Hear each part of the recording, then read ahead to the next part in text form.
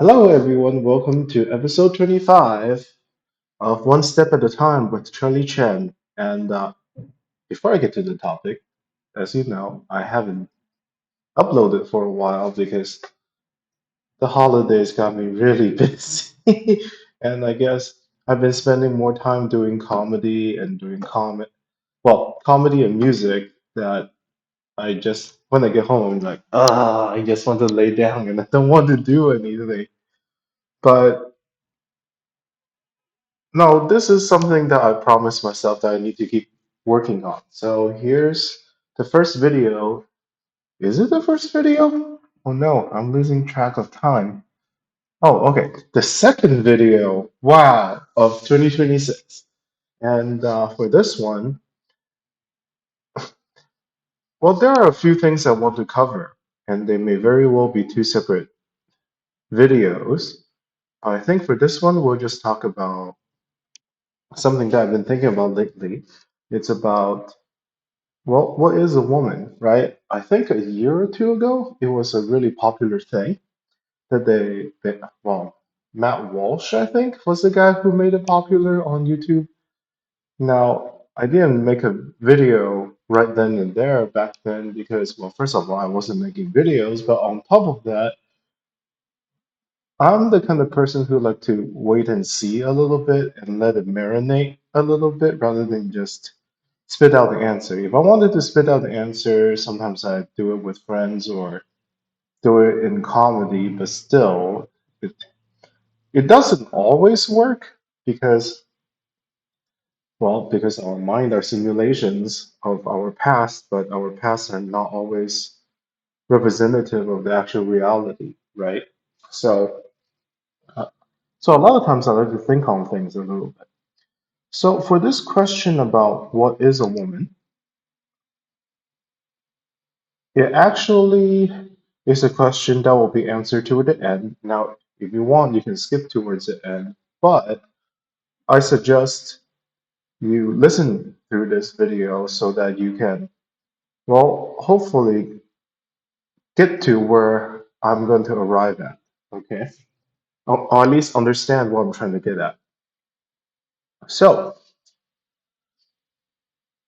now you can look at a woman as someone who's a caregiver, takes care of the house, a worker, a boss babe, um, someone who breaks people's heart, or someone who takes care of people, someone who's good with children, someone who help humanity reproduce, right? There are so many different levels to this. But but if you but that isn't well that's why people were fighting over what is a woman, right? Like it gets absurd to the point where it's like people who have the ability to give birth rather than like as a defining feature of being a woman or something like that. And of course you also have people from the other side saying, oh, so are we just reduced down to the ability to give birth or reproduce or be the brooding mare for the state or patriarchy, right? So we'll get to that. We'll get to that. It's something like this, right?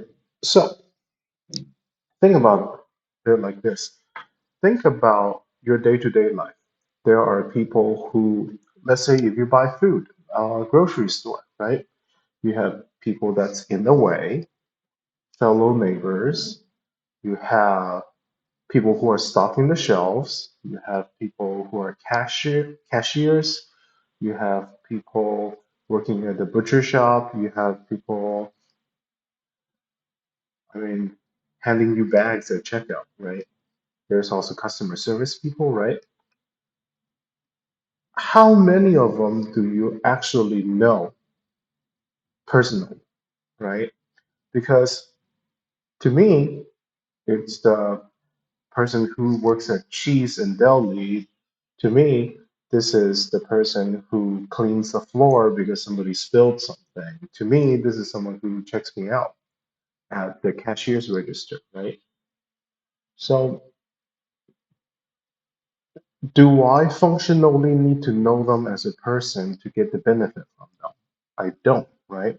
Now, then the question becomes, then some would say professionalism is that you don't air your family's troubles or you don't overshare your problems with people. They're here to have fun or they're here to do shopping. They don't need to know your day or they don't need to know that, I don't know, your car got into an accident, got broken into, and things like that, right? So there's this front of professionalism, and there's also this expectation as a customer. And then to them, they don't need to know me. They just want me for my ability to pay, right? Now you could say, hey, that sounds like dehumanization, right? And in a way it is, but society is such a way that it can function without fully knowing the other person, right? Now, whether that's a good thing or a bad thing, I think it's a double-edged sword. Then, so you have that going on, right? And then, so that goes back to the aspect of what is a woman, right? Like, if you think a woman is somebody who brings, I guess some people say feminine energy, feminine point of view, someone who brings their care, someone, well, if we just put hat on them, right? We have the gossiper, we have the Karens, right? You have the, oh, by the way, speaking of Karens, have you noticed society have gotten worse because we made fun of Karens? I think, sure, Karens are annoying whenever you get confronted by it, but I feel like society as a whole gotten a little bit worse ever since we made fun of Karens. So if you're a Karen, please come back. Just tell them that I wanted you to come back. And and then so you have caretakers, you have Karens, you have mothers, right? And then you have cooks, you have cleaners, you have all that, right? Now, obviously, if you walk up to a woman and you say all that, people get mad. It's like saying, walking up to a guy saying, "Oh, this is the sugar daddy, this is the car mechanic, this is the house cleaner, this is the gardener, this is the thing," right? It's almost like we call people. Sure, if you know people's names, great. I'm the kind of person who struggles even if I actively try to remember people's names. And it's not that I don't care about them, although I guess you could say that, but it's not that I don't care about people, it's that I actually struggle with remembering names. I remember properties of things, as in, if you show up in front of me, I remember your deeds or I remember a certain feeling about you, but I don't necessarily remember your name. I might remember your face, but that's kind of hard during the winter when all the white guys boop, put the beanie on and they all look like M&Ms, right? So, so you have that aspect, right? The different titles and the different responsibilities, right? And it's not a uniquely women kind of thing you have that happening to anybody in this world. Now, you dig upon it further, you have, they're trying to make it so that people who can give birth as a defining factor of what a woman is. Then, but then the thing becomes like this, right? There are plenty of examples. And as a trans person, I do get jealous sometimes, but there are plenty of examples of people who are either physically, mentally, financially unfit to be mothers, but they still become mothers just because they can. And And sure, there is pity whenever I see situations like that, but there's also a feeling of jealousy, and there's also this feeling of like sometimes it feels like it's like it should have been me, right? It's like it's like I don't know, it's like a disabled person looking at a healthy looking person, and you think to yourself, "Wow, I wish I could jump," or things like that, right? And of course, one of my friends who's going to be watching this video, he's going to be like, "But you're not, though. You could have just played with the hand you're dealt, right?" And he may be right. But playing with the card we're dealt, I mean, I guess you can look at it at different levels, but no. Because if I was playing the cards I was dealt, I probably should have just stayed at New Mexico and never came out.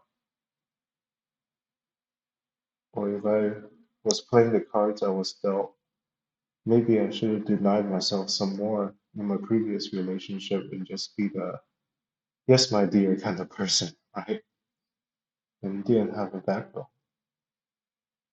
Of course, it's all very hard to say now that I'm here right now living this current life. But circling back, if we define it by the ability to give birth, but then that's the thing, right? Like, okay, so what if this person can give birth? That makes them a woman, right? Are you personally going to have children with her, right? Now, of course, you could say that, well, sure, she herself might not personally have kids with me, but she is part of humanity as a whole that will lead to more human units being created, right? And I would agree with that. There's nothing wrong with that. And so then it all circles back back to the first point, which is, well, then, which is you only exist if you're useful to society somehow, right? As in, as in someone who pays to buy things, someone who pro- makes products, somebody who gives service to things, people who provide, people who create the next generation of humanity. And and so then if we look at it from that angle, then we are nothing unless we are useful to society somehow, right? In some shape or form. There's no then what's all this talk about individualism if it's this mass of people and we're only useful, well, we're only wanted by this mass if we're useful, right? And there's a very distinctive line between wanting to be useful for someone and being used, right? And and it's very similar to the points I talked about before, where it's like nowadays they're so impatient that they don't even want to wait for you to become useful. The moment that you ask for the help you need to become someone more, for instance, student loans, the money was made when the loan was made and sold right away. They don't plan to wait till you to prove yourself or be profitable. They wash themselves clean of it. They make their origination fee, sell it off, and then to the next deal. Right? And so, and so, if we only care about people only for how they're useful to us, then just like a few videos back, I think it was yeah, episode 21 when I talked about integrity versus utility, right? So I suppose society and the world works fine if all we care about is utility, right? Which reminds me of the quote that I probably also said back then. It was something like in both in Chinese and when I heard this speaker said they said only make friends with people who are better than you, right? In other words, they're useful to you in some shape or form, and then so but if everyone only makes friends with people who are better than them, then there will be a lot of people without friends. There will be a lot of people without friends. And okay, so if we only look at people as that they're useful to us, we look at today's world, companies hire people to do jobs, but then they put AI trackers on them. AI trackers learn from people doing jobs. AI tracker can get somewhat proficient, and then company get rid of people. Um, Company put people in place to drum up business, replace people with kiosks, people get fined.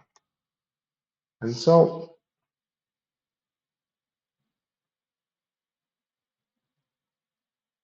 it's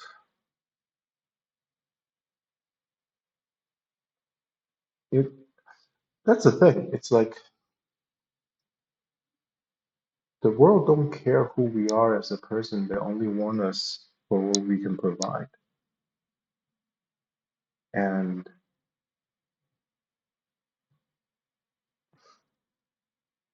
as much as I want to say that's not the case in this world, it is, right? And and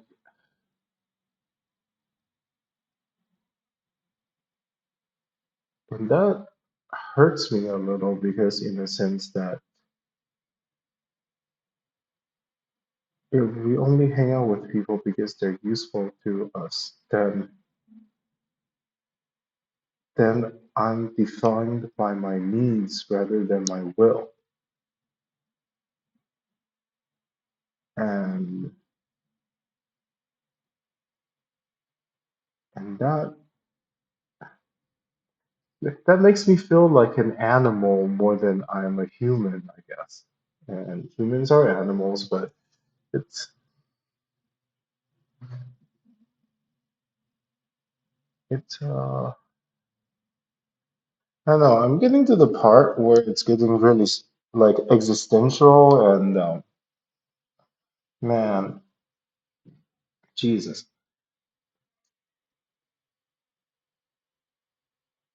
But that's the thing for and actually it's something like one of the reasons why I don't tell people my pronouns is that it's the same thing like cool, right? Like if someone is cool, you don't tell people that you're cool. They have to either feel themselves or someone else says, "Hey, you should meet this person because he's cool," right? You don't walk up to people and say, "Hey, I'm cool," right? That's no, that's not how you deal with people or how you interact with people. And and same thing. It's like there's such a dissonance when you walk up to people and say, "Hey, I'm a woman," and then you look like me, right? Or you look like someone who's like a puffy, puffy, puffy, right? A huge muscular person, and then with like the 5 o'clock shadows, no makeup, things like that, right? No, it's not fair to ask people to, as the haters like to say, you can't force me to believe in your delusions, right? And it's true. To them, me being a woman is not useful to them. So to them, it might as well be a delusion. So that's why I don't tell people my pronouns because, first of all, I don't want people to be uncomfortable around me. But also, it also tells me a lot about how they feel and maybe like so what I mean by that is this, right? If they don't know anything about me, then I'm just a dude to them, right? Fine, right? If they know me to be a trans person, then it goes like this. If they call me a she, her, that means that to me, anyways, now this is not 100%, but to me, it means that they believe that a woman is more than the ability to reproduce, right? It's part of her identity, as in how she carries herself and what role she sees herself as, right? But then, if they know that I'm a trans person but still call me a man, then it also tells me something about like how they feel about women who are unable to produce a hair for them, right? So there are so many. Now, of course, obviously not always like that, but it does say, right? And of course, there are some that call you whatever just because they want to get the reaction out of you, but I don't care. But it's only like I care only in the sense that this is how you feel or the stance point that you want, but like to react out of it, it's not like we're like I'm happy with my current relationship. It's not like we're gonna have sex anyway, so it doesn't matter. So, but of course, if you circle back all of this back down to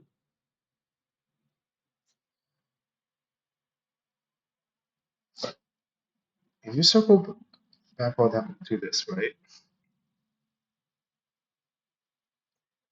And that's actually huh, that that actually says a lot about humanity because sometimes let's say someone is a terrible person but he's super strong and everybody love him only because he's strong and he gets mad. He's like, you only like me because I'm strong. You don't actually like me, which is true.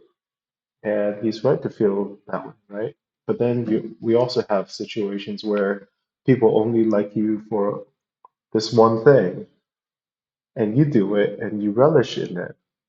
Always like, yay, I at least have some redeeming quality that people actually like, right? Similar situations, but why different outcomes?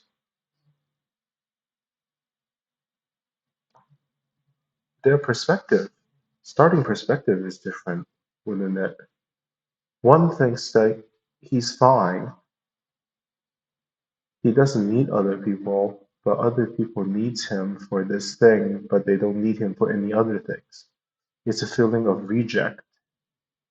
But then the other one, they're also rejecting him. Maybe the point of view comes from the difference in power, right? As in, if you have power, then it's an insult that people only want you for one thing. But if you don't have power, then you're happy that at least you're somehow useful to the group somehow, right? Maybe. Or power or independence.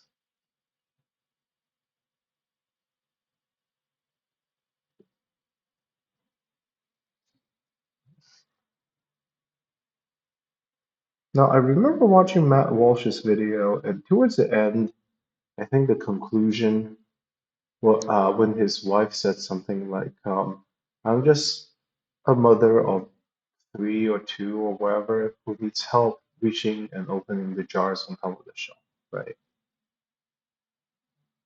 It's cutesy, kinda, but I know plenty of girls who can open jars. But then again, I'm in the scene of comedy. They are strong and they can probably bust you up if they get mad at you. Jesus. Oh man. Combat boots wearing tough ladies. Oh. But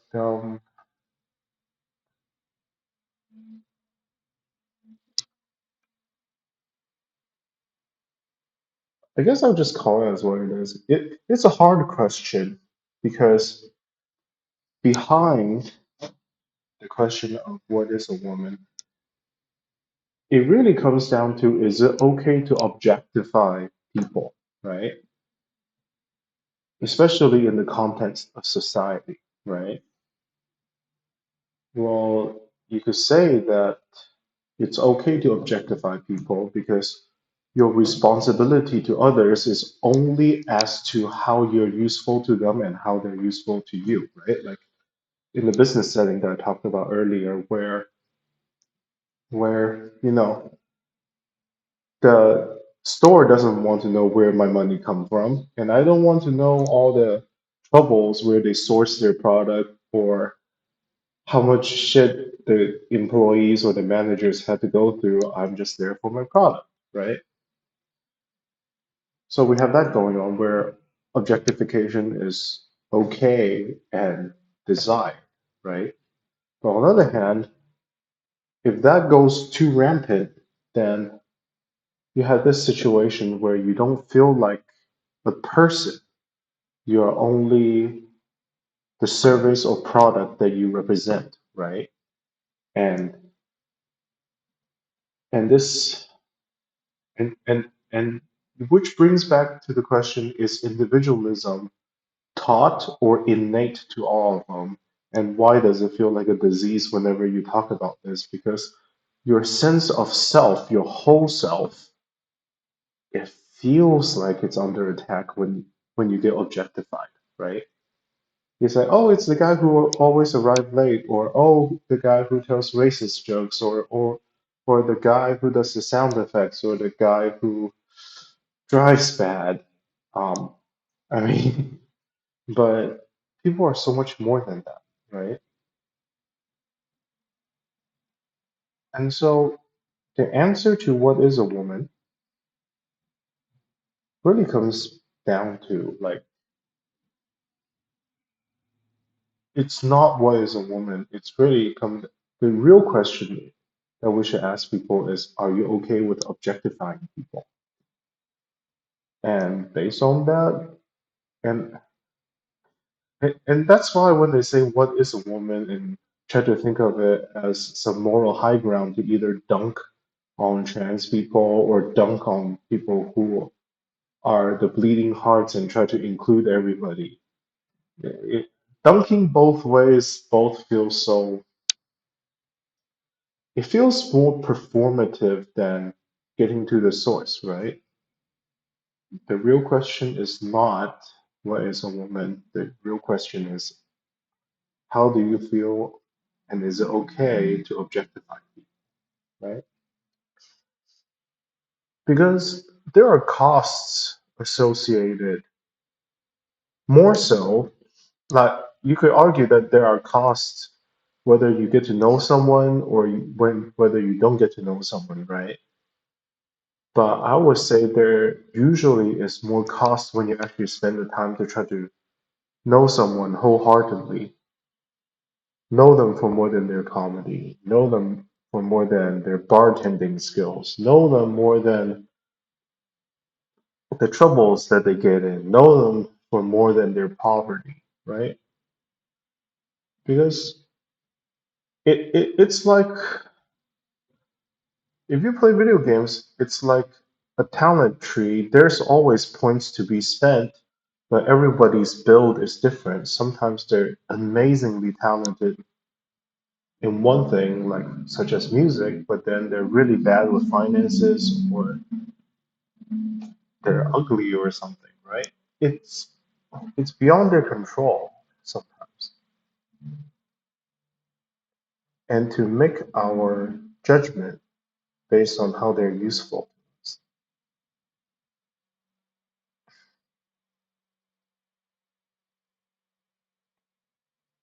I don't know.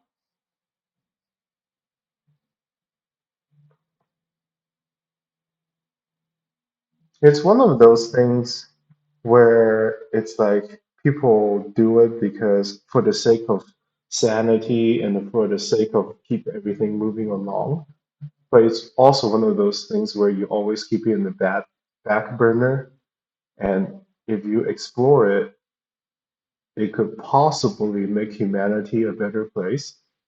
But nobody does it because they're used to just objectifying people for how they're useful to them. And right. And it applies to guys too. It's like, you're the provider, you're the protector. I don't care if you like video games. I don't care if you have hobbies.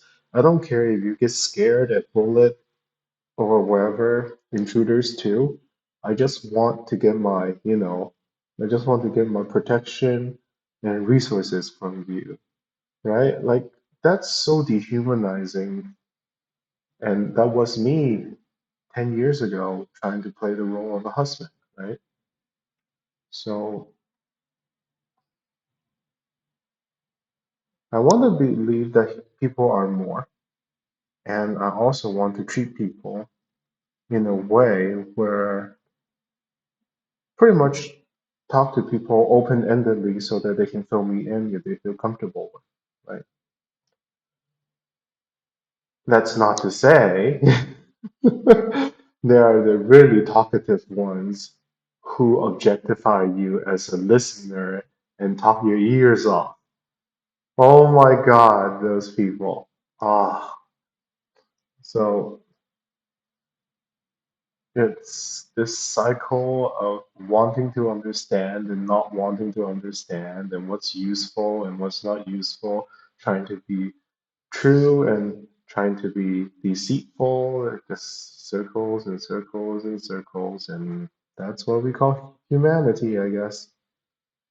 So, anyway, I guess to reiterate for the people who skipped through the beginning because I had some slow parts, all the way to the end. When it comes to what is a woman, the question isn't what is a woman. It really comes down to, is it okay to objectify people? And if you're okay with objectifying people, you do you. And if you're not okay with objectifying people, you do you as well, because the cost of actually getting to know everyone is very expensive. So I'm sure you get to go on some interesting adventures. I'm literally talking to myself because I'm trying to get to know people, but I get hurt trying to get to know people because there are so many informations that I either don't need to know, or it just becomes like, well, I see that you're suffering. I guess I'm here to help because now I know you're suffering, right? And so there's a price to be paid for both. And just like in episode 21, it really comes down to whether you want to be, you know, if you want to be integral with how you, if you treasure integrity more, or if you treasure utility more, right? I personally think it's important to have both. So yeah, um, that's the first video. I think I still have time, so I'm going to look into making the second video too. So see you guys in about an hour. But by the time you look at this, the video should already be up. So yeah, second video in progress. See you at the next video.